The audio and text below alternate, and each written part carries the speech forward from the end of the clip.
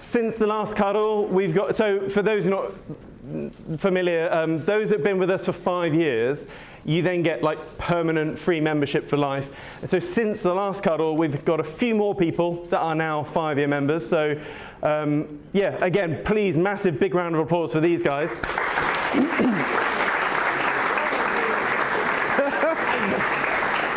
And also, Brad is here. So Brad is our resident JD Vance.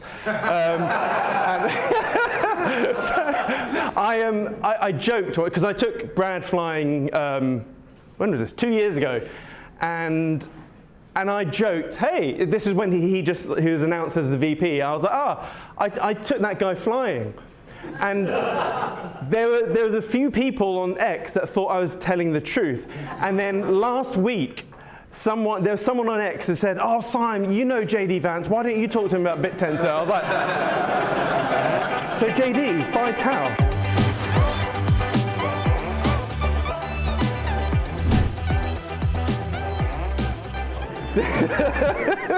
So anyway, big thank you for you folks. Now, again, with most cuddles, I'm normally here, stood here talking for like 6-7 hours. Today it's not the case. And I was thinking, right, I've got one presentation to do today, pretty much. What the hell do I talk about? Because every Thursday, I'm chatting with you for two odd hours every week. And to be honest, this was the first cuddle where I was like, I'm actually not sure what I'm going to talk about, because I've lifted up my skirt many times and you've heard everything. Seen everything. Sorry, that's bad image. Saw your tiny knee. Yeah. So I thought I'd talk about something which is quite ethereal. There's no immediate action points. It doesn't really affect us just yet. But it's something which I spend a fair bit of time thinking about. And it's interesting because I've probably spoken to about 50 subnet owners now in the last, I don't know, 3 months, or at least definitely over the last 6 months. And one of the questions I ask, is, should we be concerned about artificial superintelligence? And it's interesting because some of these subnet owners have like gigabrains like Will, and the answers vary. So I've met some subnet owners, they're like, yeah, it keeps me awake at night, this is scary. To some subnet owners are like, I can't get my model to do this, let alone take over the world. And so it's interesting because who do you listen to? If you're like a muggins like me that can't do any coding, has zero technical depth, I struggle with PowerPoint. Like how are we supposed to sort of understand like what is a threat, what isn't? And like perspective is everything. And this is the same with politics and all the divisive issues out there at the moment.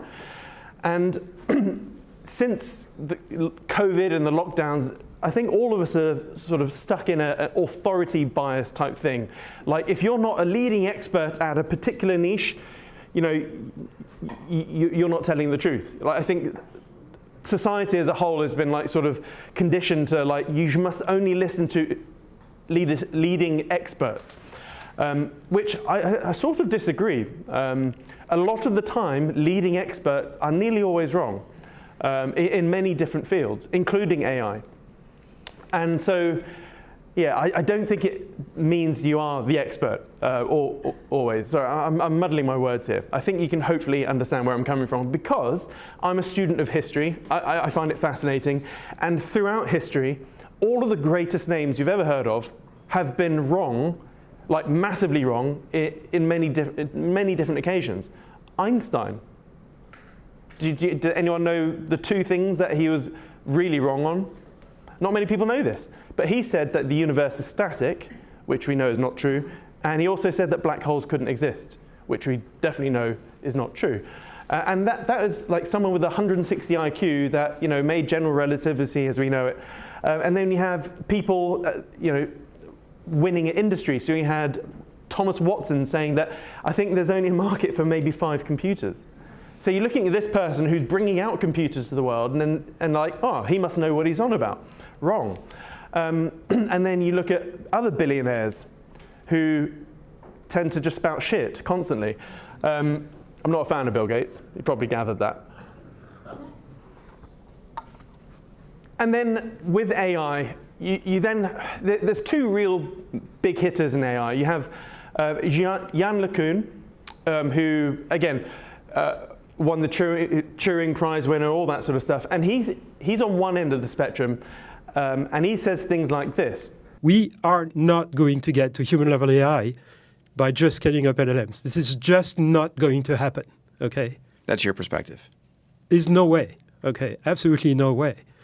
And whatever you can hear from some of my more adventurous colleagues, it's not going to happen within the next 2 years. There's absolutely no way in hell to, pardon my French, the idea that we're going to have, a country of genius in a data center, that's complete BS, right? There's absolutely no way. What we're going to have maybe is systems that are trained on sufficiently large amounts of data that any question that any reasonable person may ask will find an answer through those systems. And it would feel like you have, a PhD sitting next to you, but it's not a PhD you have next to you. It's, a system with a gigantic memory and retrieval ability, not a system that can invent solutions to new problems. So he's not really sitting on the fence there.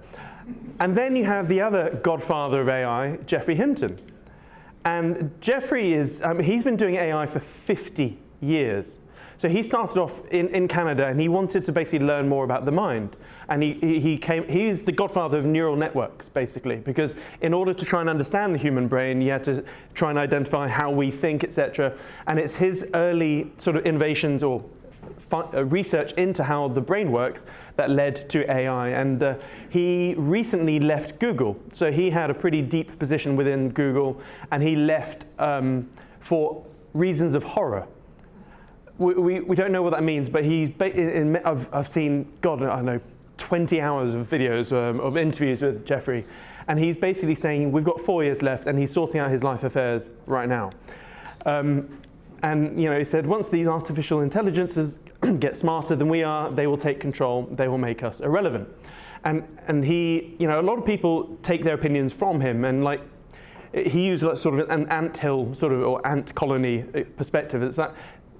It's not like they're evil. Like, let's say we do have runaway AI, and it won't be evil, they will be indifferent, which is the scary thing. It's just like if we plan to build a new road from here to Norwich, and there happens to be an ant colony in the way, we're still going to build the road. We are indifferent to the ants. We just want to build a road. And what he's basically saying is that ASI, artificial general intelligence, which is where you have an AI which is smarter than any human all at once, but then that quickly leads to ASI, artificial super intelligence. And he says that gap is like an eye blink. He said you'll have, let's say, AGI, and then next year you have ASI. And so this was a recent interview he did at a university. People have very different estimations of the risk, and what kind of empirical data could change that? Yep. Okay. So the first point is, there's some people like Jan who think it's about 0, and some people like Yukovsky who think it's about 99.999. Both those opinions seem to me to be completely insane. Just individually insane, but also insane because if there's a whole bunch of experts, unless you think you're just so much smarter than the others, if you think it's 0 and somebody else thinks it's 10%, you should at least think it's like 1%. You shouldn't, so is that. Let's get that out of the way. I actually think the risk is more than 50% of the existential threat. So he's hovering around 50%. So it's literally a flip of a coin whether we get wiped out or we don't.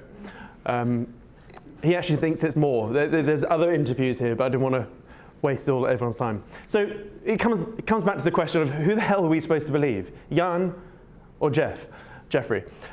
And so you then have to look at the history of AI projections. So before, it used to be, it would be 2100 by the time we have AI or AGI. And then it was like 2050 plus sometime. And what's happened is that everyone is slowly walking back their estimations. The people that used to say it'll never happen, then 2050, actually 2035 now. That was a big one. When Ray Kurzweil, the head engineer of Google, sort of gave his new estimations, that sort of sort of woke everyone up, and everyone was like, actually, yeah, maybe he's right. Maybe 2035 is sort of the singularity. It was Ray Kurzweil that created the term the singularity, the event horizon that we can't see beyond. And Ray now thinks it's already alive, and that it's being kept hidden underground in some sort of sandbox, not allowed to touch the internet, not allowed to escape. So he thinks it's already here, and it's just a matter of time before it is released or it escapes. And there's a huge amount of AI researchers, like very highly credible ones, that are saying that sort of 2027, 2028 is the singularity now. So that's kind of scary, because if AI is going to be indifferent, or could be indifferent, and it's here within a matter of years, and it's a non-zero probability, it makes me think. And there's people like Ray Kurzweil, Jeffrey Hinton, Elon, Sam Altman. And the argument is here that I also see is, well, you can't listen to Elon, you can't listen to Sergey Brin or Sam Altman, because they're heads of businesses and they just want to sell their product. And if you've watched enough interviews of Sam Altman as I have, he literally does say in some of the interviews that, the risk is very high, but I think he said something like, but the amount of profit is also huge. Like, I was like, I had to rewind the video a few times. Like, did he actually just say that? That he said the market here is huge. So are they charlatans? I'm a massive fan of a guy on Twitter called Neuromancer, Stephen Rothwell. He's a subnet co-owner. A lot of people don't like him on Twitter. He says a lot of things that piss a lot of people off. But as an academic, he is way up there. He is a nuclear physicist. He's done all sorts of quantum jobs as well. And so it sort of made me pause for a second when Stephen said you need to listen more to what Jan LeCun is saying. And that you have to ignore these charlatans. And I was like, yeah. But then I was like, okay, Jan LeCun, I don't know much about him. I know a lot about Jeffrey. And over the last sort of month, I've watched a lot of Jan LeCun. And what I found is he's moonwalking backwards now. He's gone from it's not ever happening to like that video you just saw. He now thinks that AGI is probably 5 to 10 years away. So he's gone from never to 5 to 10 years away. So should we be scared? My wife caught me at a bad time, like, I don't know, a couple of weeks ago. I was like really deep in thought, and I was like, holy shit, we're screwed here. And she was like, is everything okay? I was like, and she's like, is Tao okay? I was like, yeah, it's fine, honey, it's fine. She knows me. And people, we're humans, right? So we think in a linear sense. We really struggle to think in an exponential sense. You've heard me talk about this endlessly. And so we see how something has been, and we naturally go, it's going to carry on, a price path prediction, sort of a projection will be something like this. But then we have step changes in technology, we have step changes in everything. And then all of a sudden we have, and it's minute. So when you look at AI fine-tuning and whatnot, you can get many orders of magnitude improvements from unhobbling, giving it a better sort of context window, chain of thought, or even a tool. You can get all these sort of unhobbling gains just with tiny little adjustments. And before you know it, all these tiny adjustments, they just keep adding up. And we are, with AI, I genuinely think we're at sort of the hockey stick part. And people just, we're stuck thinking that the last 10 years of life will be very, that sort of scale of change will be similar over the next 10 years. But it's not going to be like that. The next 10 years will be like aliens have landed on Earth. I genuinely believe that. And before you know it, we're doing something like this. And like hands up who has listened or read my whole book. Okay, thank you. Thank you, first of all. So all of the predictions that I put in that book in terms of AI, they're already out of date. So when I wrote those predictions, at the time I was thinking, this seems a bit wacky. There's that single page predictions, they're all out of date already because AI has progressed faster, which blows my mind. And then here's Jan LeCun again. We're missing something really big because, never mind trying to reproduce human intelligence, we can't even reproduce cat intelligence or rat intelligence, let alone dog intelligence. They can do amazing feats. They understand the physical world. Any house cat can plan very highly complex actions. And they have causal models of the world.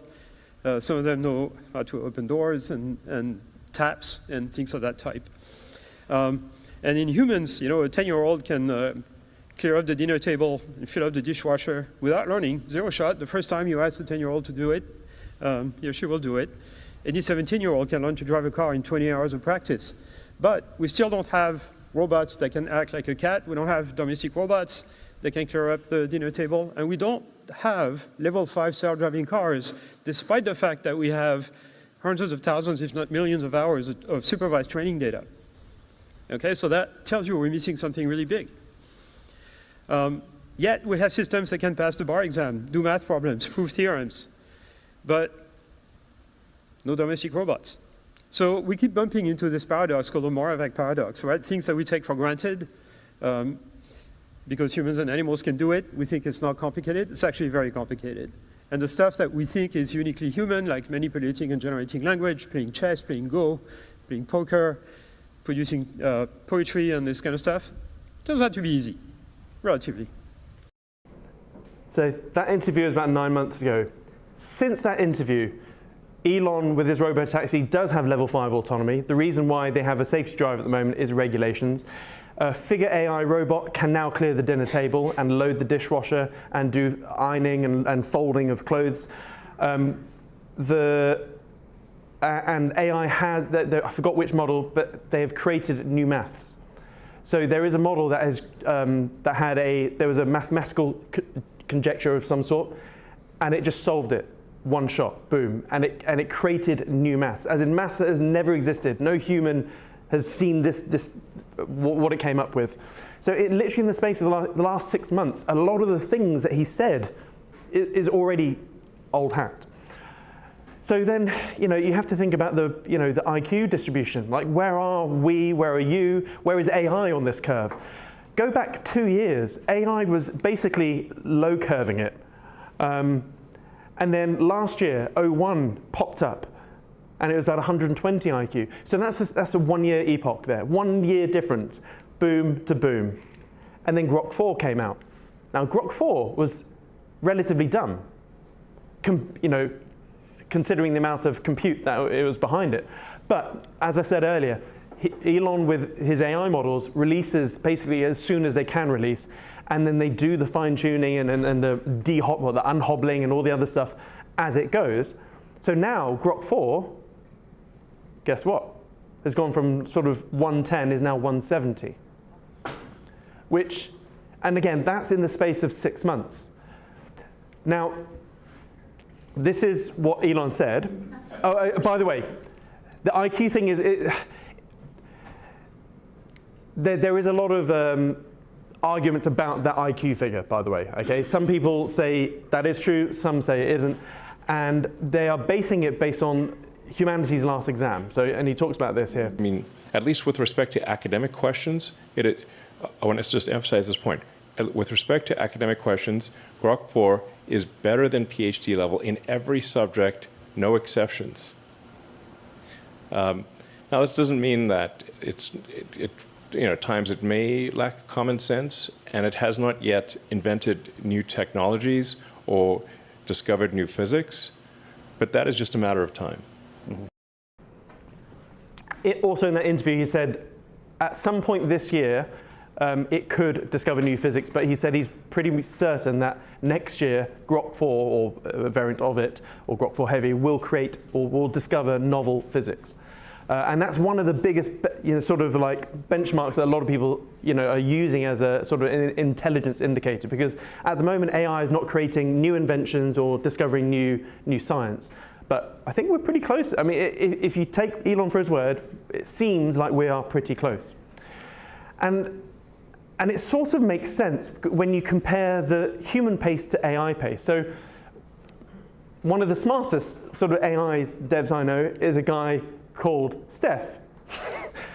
And you know, I think it's fair to say he's a world-leading sort of AI researcher. And you have to imagine, okay, you know, if you were to just be a fly on the wall and just follow Steph for a bit, let's say he works, you know, he's a hard worker. Let's say he works 12 hours a day. Mike, does he work 12 hours a day? Some days. Okay, so let's say he works 12 hours a day, every day, or no, 6 days a week. And let's say there's 5,000 people on this planet that is as clever as Steph, works as hard as him, and that, you know, they're really punching at things. Well, the average AI, or the average computer, thinks 50 times faster than a human.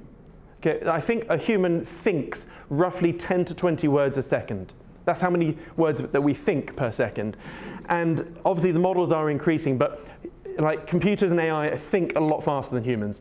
Now, when you think about AI pace or AGI pace, it's just, it is insane. Even when you really dumb down the numbers, they still work 24 hours a day, 7 days a week.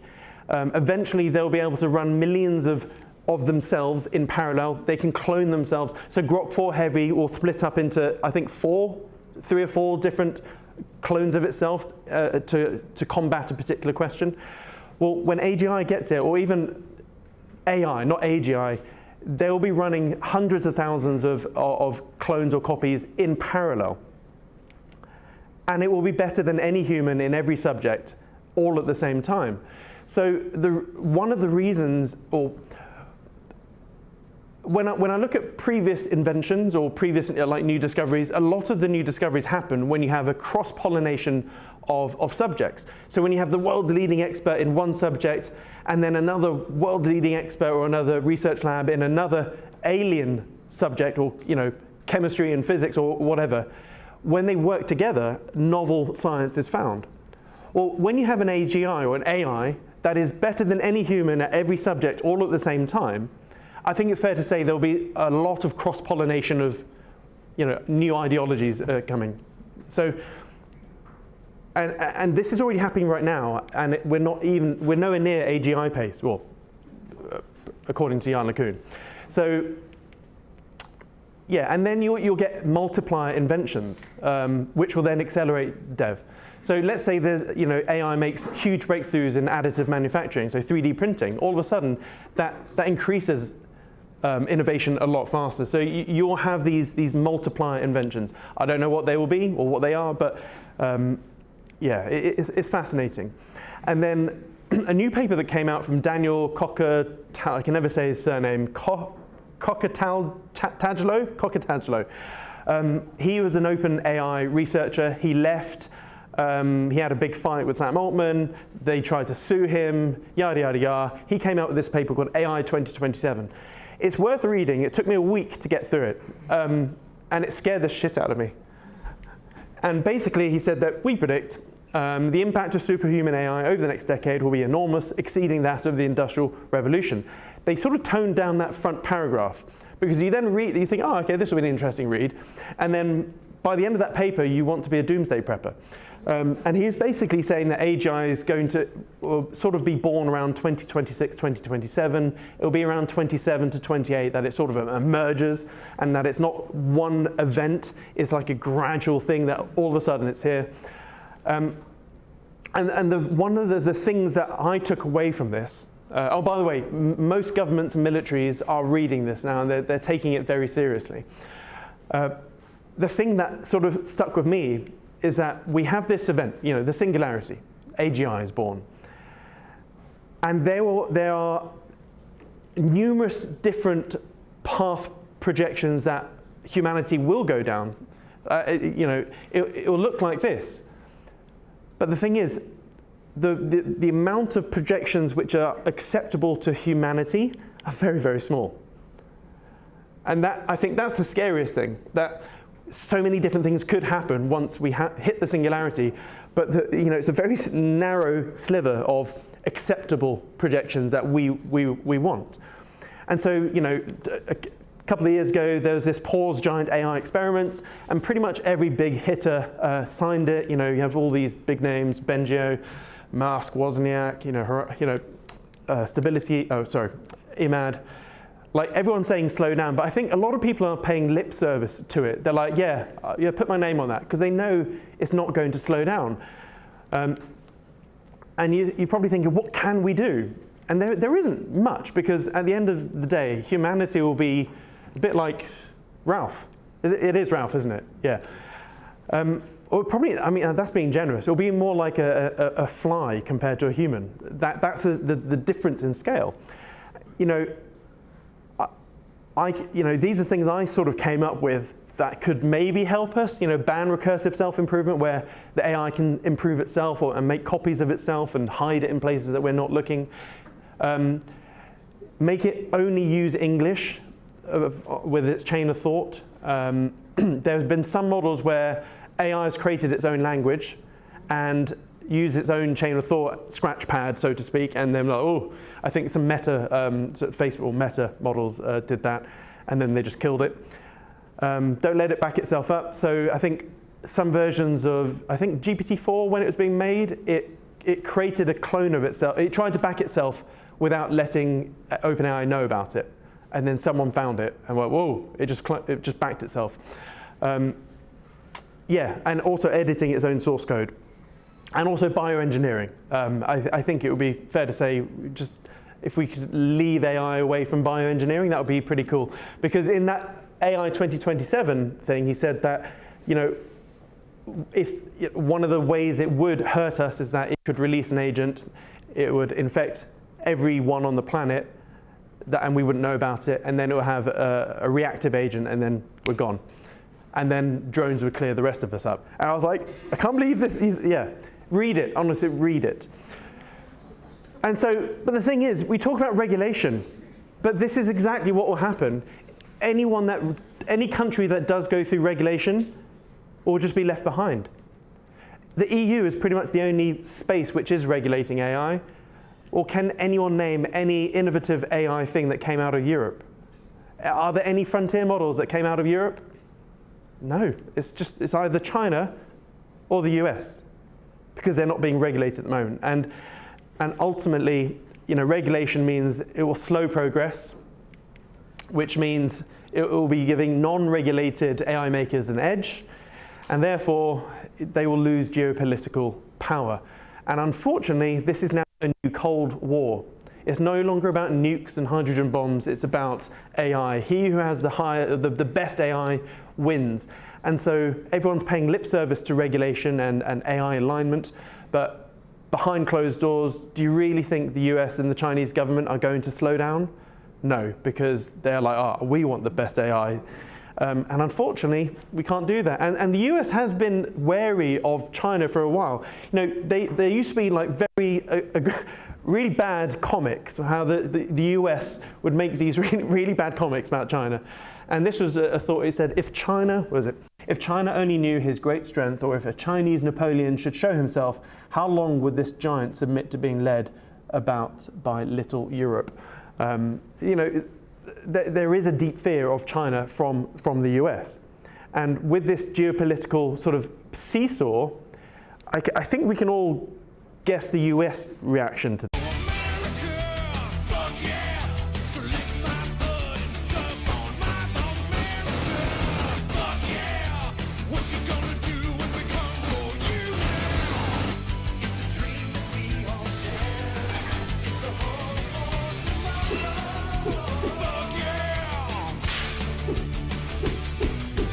Anyway, the US is not going to slow down. If anything, I think the US will probably militarize or commandeer parts of OpenAI, or make OpenAI a military contractor of some sort. And it won't be long before you see, you know, military security within OpenAI buildings. They will be. This is the Manhattan Project, but we are all watching this from front row seats. It's going to be continuous conceptual ideas that, as time goes by, are going to be made bigger and to scale and going to work better. And it's not going to come from a single entity. It's going to come from the entire research community across the world. And the people who share their research are going to move faster than the ones that don't. And so if you think that there is some startup somewhere with 5 people who has discovered the secret of AGI and you should invest $5 billion in them, you're making a huge mistake. And I agree with that. He's basically saying, a brand new startup's not going to create AGI or big advances. It's going to be about open source competitive collaboration that makes the big improvements, and that has a potential to out-accelerate centralized or sovereign controlled AI. Does that ring a bell? Collaborative, open source, competitive AI. Yeah, BitTensor, baby. Yeah, so I personally, as you all know, I'm properly tau-pilled. I do see this as the big sort of gravity well which is sucking people in. But it comes back to that question of what the hell can we do? And I just keep coming back to Yellowstone. Has anyone seen Yellowstone, the program? Yeah. Every day I'm turning more into John Dutton. I just want to buy a big farm, not have any human within a mile of my house in every direction, and just hunker down. And so I keep saying to Ellie, all we can do is make a shit ton of money in the next 2 years and become hermits. And do the 7 Gs like I put in my book, and hope that we are wrong, or hope that a lot of these, hope that Jeffrey Hinton is wrong. That's all we can do. And I think we're going to, I think BitTensor and Tau has a way to be our potential Noah's Ark, because, and I've got permission for this next slide, because I get a lot of messages like this. And he says, "Hi Sam, hope you're well. Just wanted to say thank you so much for your detail calls this month. My detail journey started in May with around 2,200 Tau across 3 wallets, personal and business. Been following your strategies pretty much 100%. Was down to 1,600 Tau by July. Never doubted you though. Since your pivot, I'm up over 500 grand, but more pleasing for me, my 2 younger kids who are traveling East Asia for a few months have entrusted me with their wallets, are up around 70K each. I'm pissed off I can't get to the cuddle next week as I'm at a wedding, but looking forward to the recordings." And I think, it's not me, it's BitTensor. And I think we are in a vehicle which can help us at least insulate ourselves. So I'm glad when I heard last night that Harry has 40% of his portfolio in Tau. I mean, yeah. I mean, it's only taken us, 18 months to get you there? Huh? No. Okay. Okay, fair enough.